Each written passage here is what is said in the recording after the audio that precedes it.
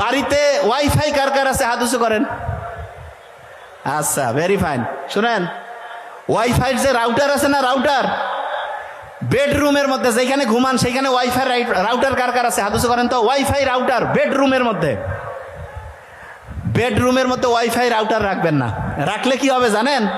Electromagnetic force ব্রেইনের মধ্যে গোসর মোচর লাগাই দিবে, প্যাঁচ লাগাই দিবে ব্রেইনের মধ্যে। দেখবেন যে ঘুম ঠিক হবে না।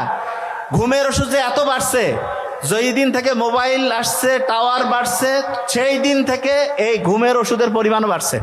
ঠিক না বেঠিক বললাম? বুঝাইতে পারছি?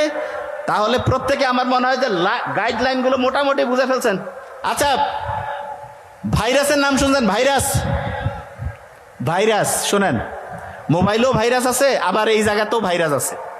ভাইরাস আপনাকে যাতে অ্যাটাক করতে না পারে এই জন্য আপনার শরীরের মধ্যে ফাইটিং কোষ আছে। শুনেন, আল্লাহ কি অসাধারণ। ভাইরাস থেকে একটা জিনিস শেখার আছে। আপনি মনে করেন যে এই মোবাইলটা ধরেন ভাইরাস, এইটা ধরেন ভাইরাস, এইটাকে আমি এই কাপের উপরে রাখলাম, কাপের উপরে এই ভাইরাসটাকে কাপের উপরে রাখছি। কাপটা কি একটা জীব না জড়? জড়, এর তো জান নাই।